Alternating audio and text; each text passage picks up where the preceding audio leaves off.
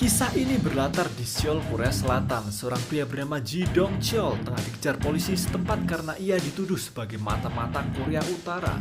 Dengan amat terpaksa, ia pun terjun dari atas jembatan ke dalam sungai besar.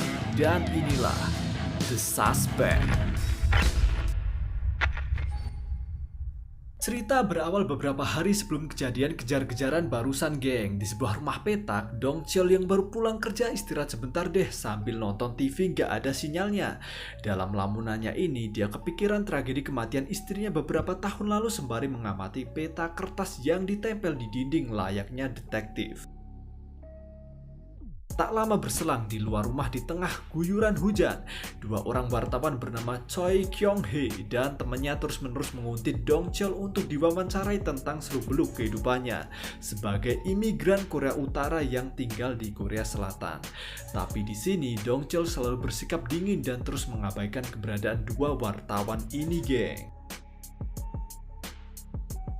Lanjut malamnya di tengah kota Seoul, Dong Cheol yang kerjanya sehari-hari jadi supir taksi mulai narik lagi nyari rezeki. Tapi karena statusnya sebagai imigran Korea Utara, dirinya selalu diremehkan orang termasuk para penumpangnya, geng. Dia dicaci, dimaki oleh warga Korea Selatan dan momen pembulian ini juga tak luput dari pantauan dua wartawan yang menguntitnya. Tak disangka hari itu pun ia dapat panggilan telepon dari bosnya dulu untuk ketemuan di sebuah restoran. Sampainya di resto yang dimaksud, di sana Dong Cheol diajak makan malam oleh mantan bosnya yang bernama Park Geun-ho, seorang presiden direktur di perusahaan besar bernama Haejo Group yang bergerak di bidang pertanian. Tak lupa nih, Presiden Park kembali membujuk Dong Cheol untuk balik kerja lagi jadi supir pribadinya. Dan karena besok si bos ada kunjungan kerja ke Pyongyang, ibu kota Korea Utara, jadinya ya Dong Cheol harus mulai kerja hari itu juga nih.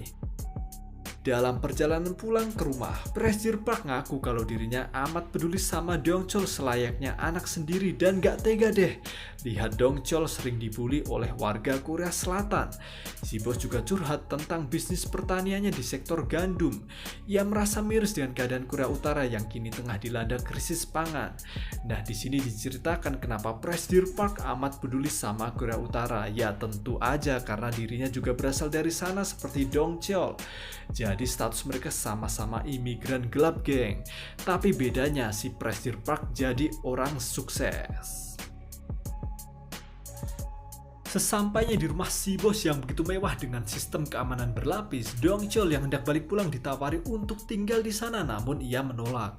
Tak lupa sebelum cabut pergi, Dong Cheol dikasih uang saku untuk pulang sembari diberi secari kertas bertuliskan alamat dari pelaku pembunuh istrinya dulu. Kali aja Dong Cheol pingin silaturahmi, ya kan? Tentunya Dong Cheol yang penasaran lantas buka amplop dari bosnya dan wow, ternyata isinya sejumlah cek siap cair yang bebas mau diisi berapapun.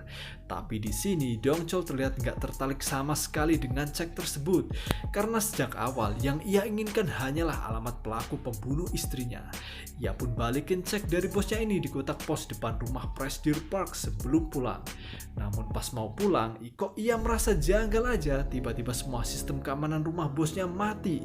Dari CCTV sampai alarm maling, pasti ada yang gak beres nih.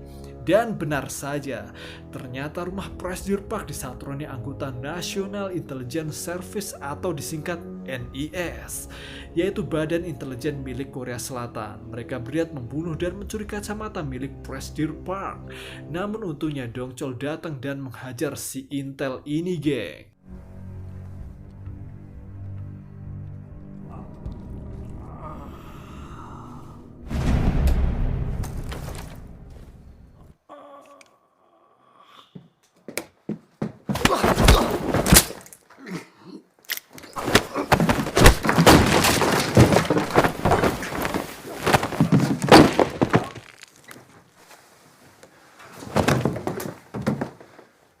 Sayangnya di sini si bos udah terlanjur disuntik oleh racun, geng. Dan sebelum mati, Presiden Park hanya bisa pesan sama Dong Cheol untuk membawa pergi kacamatanya dan menguburnya. Belum juga sempat kabur, kepala NIS bernama Kim Seok-ho langsung mengcover kegagalan agennya itu dengan memanggil polisi. Anggota polisi pun datang untuk memeriksa TKP dan ternyata mereka juga bagian dari NIS yang siap membantai semua penghuni rumah.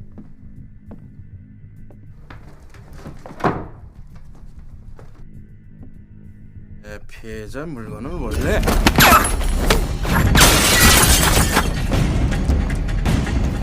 지금 잡고 있습니다. 쉽게 잡힐 새끼가 아니야. Dengan kegagalan NIS mendapatkan kacamata milik Prestige Park ini, akhirnya mereka berinisiatif men-setting TKP agar seolah-olah telah terjadi pembunuhan yang didalangi oleh Ji Dong Chol yang berstatus imigran gelap dari Korea Utara.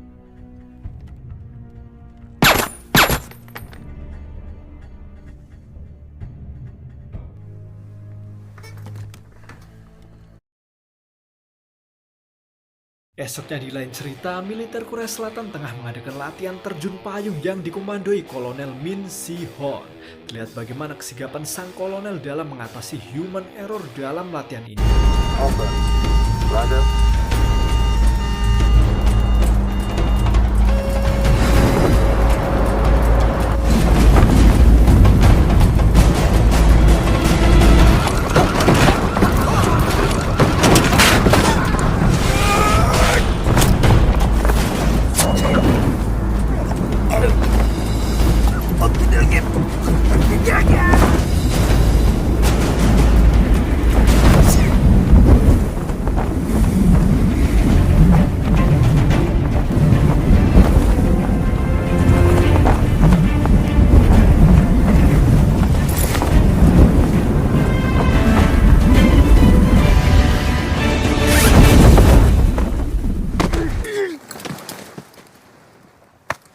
정신 차려 임마 정신.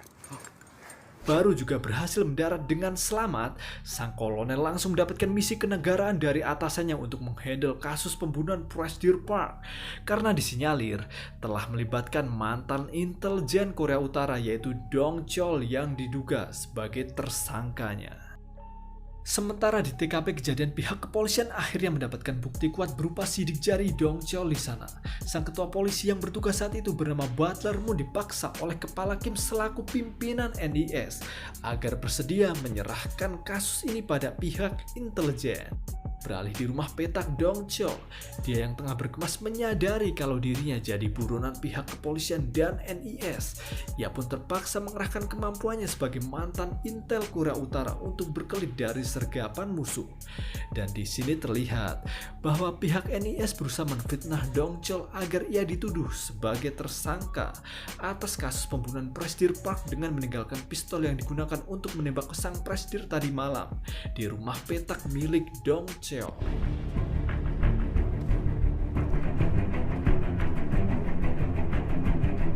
막힌 거 같아. 하여튼 뭐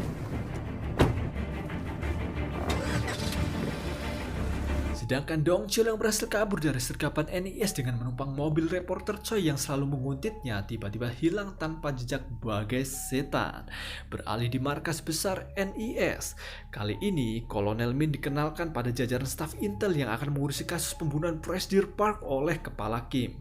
Di sana juga terlihat anak buah sang kolonel bernama Kapten Jo yang juga ikut terlibat dalam tim kecil ini. Segera Kapten Jo menjelaskan latar belakang Ji Dong Chol, target mereka pada semua anak buahnya. Diceritakan bahwa Ji Dong Chol adalah mantan intel Korea Utara yang membelot ke Korea Selatan. Dia pernah tuh mengikuti pelatihan khusus di kota Yanggang dekat Pyongyang, ibu kota Korea Utara. Di kota ini terdapat camp pelatihan khusus yang mencetak intel berbahaya, geng. Karena setiap satu angkatannya hanya diisi satu peserta didik khusus yang dipilih dari pasukan elit Korea Utara. Sang kandidat ini akan ditempa menjadi monster perang dalam pendidikan kejam dengan tingkat kelulusan yang hanya 3%, geng. Bahkan kabarnya, agen intel dari Korea Utara ini lebih berbahaya dari James Bond dan CIA. Kita kembali di rumah petak Dong Chol nih. Akhirnya polisi menemukan sebuah pistol seri Walther P99 buatan Jerman yang diduga untuk menghabisi Prestige Park tadi malam. Laporan pihak kepolisian ini lantas dikirim ke tim kecilnya Kolonel Min yang sedang bertugas. Tentu mereka nggak tahu kalau sebenarnya Dong Chol sedang difitnah oleh Kepala Kim atas kasus pembunuhan ini. Dan di rumah petak ini polisi juga menemukan kejanggalan bahwa sebenarnya Dong Chol tengah mengincar seseorang bernama Lee Gwang-jo. Siapakah dia? Simak simak terus ya. Dan tentunya Kolonel Min yang mendengar informasi aneh ini segera menugaskan tim kecilnya untuk menangkap siapa saja yang belum lama ini menjalin komunikasi dengan Dong Cheol. Maka tertangkaplah reporter Choi dan temannya untuk diinterogasi. Setelah diinterogasi oleh Kolonel Min, ternyata dua wartawan ini cuma sedang menjalankan tugas mereka membuat film dokumenter tentang kehidupan imigran Korea Utara yang secara kebetulan Dong Cheol dipilih sebagai subjeknya. Sementara di ruang atasan NIS, Kepala Kim mendapat laporan dari anak buahnya jika ternyata Dong Cheol tengah memburu Lee Gwang-jo yang ia anggap sebagai pelaku pembunuh istrinya. Di sini juga terungkap bahwa Lee Gwang-jo ini merupakan imigran gelap yang dulunya adalah atasan Dong Cheol di kemiliteran Korea Utara. Namun kabarnya, Lee Gwang-jo membelot ke Korea Selatan untuk gabung NIS dan kini ia menjadi agen intel di bawah naungan organisasi Dewan Utara bentukan Kepala Kim ini. Sedangkan di waktu yang sama, Dong Cheol mencoba berunding dengan tim kecilnya Kolonel Min lewat telepon umum untuk membuat pernyataan. Di situ Dong Cheol ngasih tahu kalau pelaku pembunuh Presidir Park bukan dirinya, melainkan agen NIS. Dan faktanya Presidir Park mati bukan karena ditembak, tapi disuntik racun. Para pelaku ini sedang mengincar kacamata sang Presidir, tegas Dong Cheol. Maka dari itu, Dong Cheol minta tolong pada Kolonel Min untuk menyelidiki kasus ini sebagai pihak yang netral. Akibat teleponan dengan tim kecilnya si kolonel inilah, posisi Dong Cheol pun terlacak dan pengejaran pun dimulai, geng. Di lain cerita, Lee Gwang-jo yang mendapat kabar dari rekannya sama intel jika dirinya tengah diincar Dong Cheol segera bersiap. Begitu juga sang rekan yang merupakan sniper ikut membantunya. Singkat cerita, Lee Gwang-jo mengaku kalau dirinya bukanlah pembunuh istri Dong Cheol. Ia juga ngasih informasi penting pada Dong Cheol kalau putrinya Dong Cheol ini masih hidup, geng. Sebelum akhirnya sang sniper menghujani Dong Cheol dengan lesatan peluru tajam.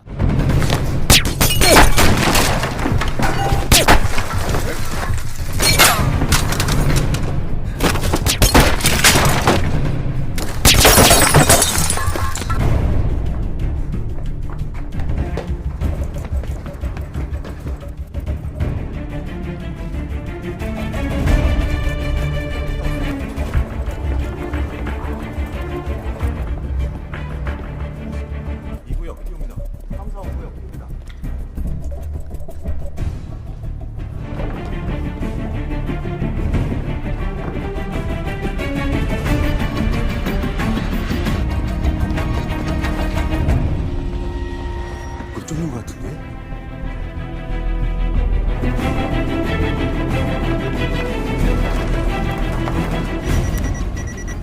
리광조.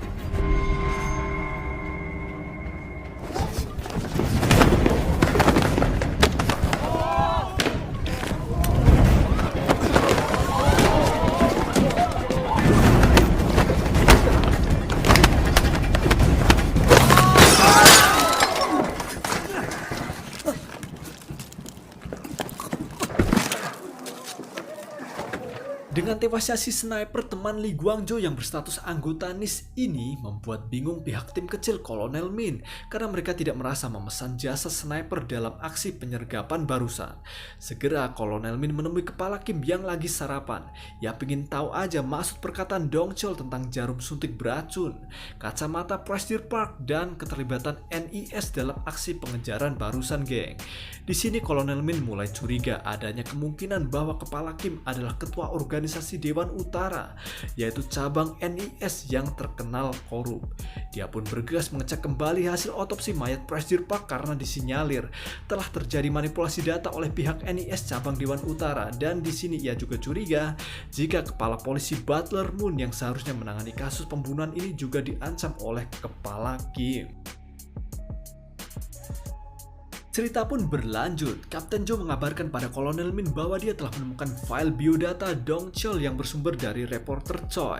Terungkaplah bahwa Dong Cheol dan keluarganya merupakan korban kekejaman rezim Korea Utara. Dimulai dari istri Dong Cheol yang dibunuh karena diduga mengkhianati Korea Utara dengan mengungsi ke Cina. Berlanjut pada eksekusi mati Dong Cheol karena ia difitnah sebagai agen ganda. Dan fakta sebenarnya ternyata Lee Gwang-jo lah yang berusaha mencegah aksi pembantaian pihak Korea Utara Utara di Cina. Intinya, Dong Chol udah salah paham kalau dia ngira Lee Guangzhou adalah pelaku pembunuh istri dan anaknya. Kita beralih pada Dong Chol. Kali ini ia mulai sadar adanya kejanggalan pada kacamata milik Prestige Park. Ia pun segera membeli larutan asam dan HP second untuk menghubungi Kolonel Min. Sementara tim kecil Kolonel Min dapat info terbaru mengenai sepak terjang NIS cabang Dewan Utara bentukan Kepala Kim yang sangat korup, serta alasan kenapa reporter Choi begitu ngotot pingin mewawancarai Dong Chol. Ya tentu karena sang reporter ingin sekali mengungkap kebenaran di balik para imigran gelap Korea Utara meninggalkan negara mereka. Tak berselang, Dong Chol yang habis beli HP segera menghubungi reporter Choi untuk ngajak ketemuan guna membuka rahasia kacamata milik Prestige Park. Tak lupa deh, ia juga menghubungi Kolonel Min untuk membuat kesepakatan lagi. Jika si kolonel berhasil menemukan keberadaan Lee Guangzhou, maka ia bersedia menyerahkan kacamata milik Prestige Park pada sang kolonel. Di lain cerita, terlihat seorang dosen mendapatkan misi rahasia di tengah seminarnya itu. Ternyata si dosen ini adalah intelnya NIS, cabang Dewan Utara bentukan Kepala Kim, yang mendapatkan misi dari atasannya untuk membunuh Dong Chol.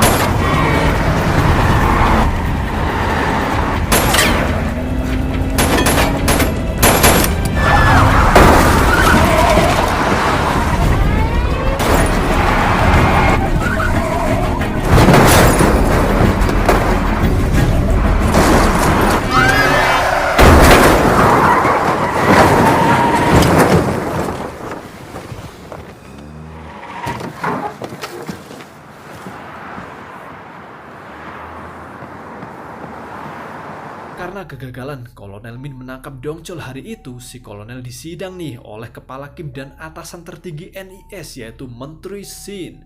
Sang menteri lantas ngasih tahu alasan kenapa NIS ingin sekali merebut kacamata Prestige Park karena di dalamnya terdapat rumus kimia untuk membuat senjata pemusnah massal terbaru. Sebab diduga Prestige Park punya aset laboratorium di Uzbekistan untuk meneliti proyek ilegal ini. Dan ternyata benar dugaan sang menteri, terlihat setelah Dong Chol dan reporter Choi membongkar kacamata Prestige Park pakai cairan asam, muncullah sebuah lempengan transparan yang tertulis rumus kimia di sana. Cerita pun berlanjut, Kepala Kim segera mengutus anak buahnya yang tidak lain adalah Lee Guangzhou untuk menghabisi Dong Chol segera. Esok subuh menjelang, Kolonel Min dapat bukti baru hasil otopsi yang sebenarnya dari kepala polisi Butler Moon bahwa penyebab Prestige Park tewas adalah keracunan akibat disuntik racun, bukan karena ditembak ya, dan juga ditemukan peluru milik agen NIS di TKP.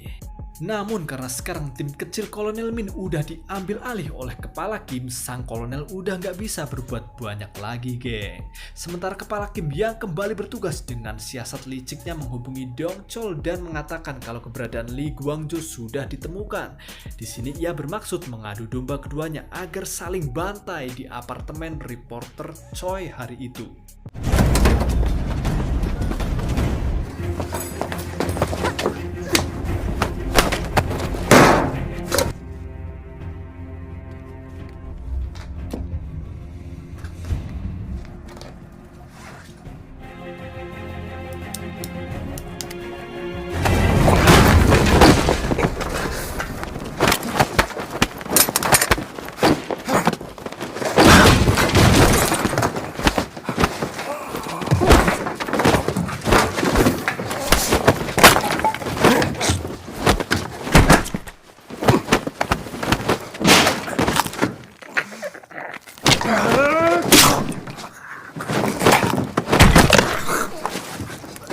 Singkat cerita, Li Guangzhou yang sekarat karena kalah duel akhirnya mengatakan hal yang sebenarnya bahwa dia bukanlah pembunuh istri Dong Cheol. Ia juga mengaku bahwa putrinya Dong Cheol masih hidup dan dijual oleh kepala Kim ke Cina. Intinya semua tindakan keji selama ini adalah ulah kepala Kim. Sebelum mokat nih, Li Guangzhou cuma pesen sama Dong Cheol untuk membalaskan dendamnya pada kepala Kim si bangsat itu. Sedangkan teman Li Guangzhou yang berhasil merebut rumus kimia segera menyerahkan kepada kepala Kim. Ia pun kembali ditugaskan untuk membunuh Dong Cheol segera.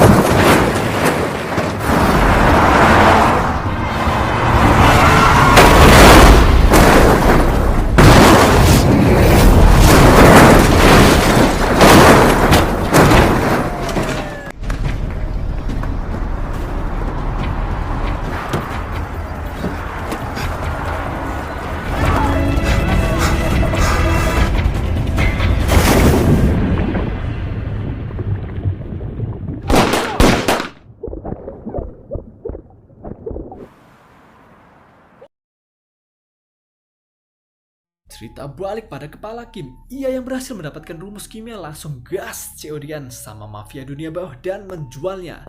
Namun ternyata setelah dicek rumus ini sebenarnya bukanlah senjata kimia melainkan rumus varietas jenis gandum terbaru untuk menangani krisis pangan di Korea Utara. Kepala Kim yang gagal dapat furus pastinya kecewa berat dong geng. Ternyata ia udah salah kira kalau Presiden Park punya rumus senjata kimia. Ternyata rumus gandum. Mampus loh. Gak mau kecolongan lagi, kepala Kim segera balik ke markas NIS untuk menggelar jumpa pers dan merilis bukti palsu bahwa tersangka pembunuh Presiden Park adalah Dong Cheol agar dirinya selamat dari tuduhan. Tak terduga, Dong Cheol ternyata hadir dalam acara ini dan ia segera menyandra kepala Kim untuk diinterogasi. Singkat cerita, mengetahui atasan mereka disandra, seluruh polisi dan anggota NIS mengerahkan armada full squad untuk mengepung markas NIS dengan senjata lengkap.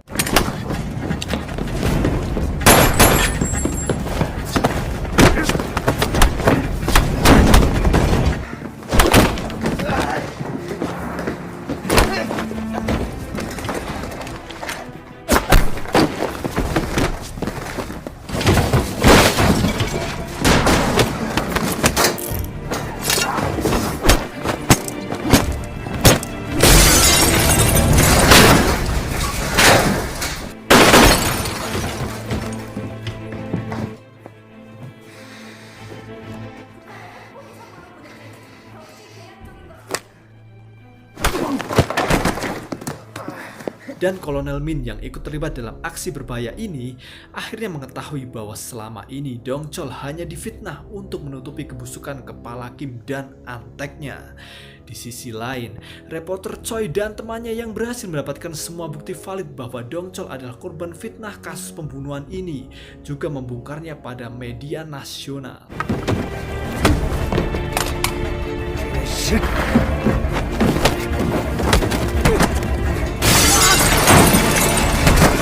Singkatnya, kepala Kim yang hampir mati di tangan Dong Cheol akhirnya mengakui bahwa dirinya telah menjual putri Dong Cheol ke mafia Cina untuk dijadikan budak di sana.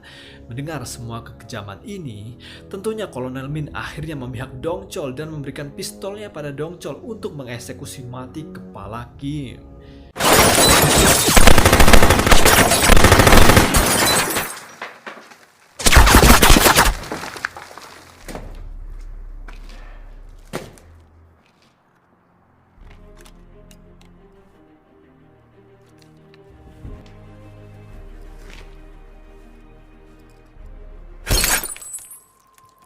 Singkat cerita, dengan tertangkapnya Dongchol, maka tugas Kolonel Min pun selesai. Namun karena merasa bahwa Dongchol cuma korban fitnah belaka, di tengah jalan ia pun membebaskannya sembari memberikan alamat tempat putrinya Dongchol dijadikan budak di Cina sana berkat info dari Kapten Joe. Setelah beberapa minggu berlalu, Dongchol berhasil menyusup ke Cina, geng. Ia pun bertemu dengan putrinya yang sedang disuruh kerja paksa. Gak terima dengan perlakuan ini dong, Dongchol pun segera membantai para mafia perdagangan manusia tersebut. Dan cerita pun selesai, geng. Pare.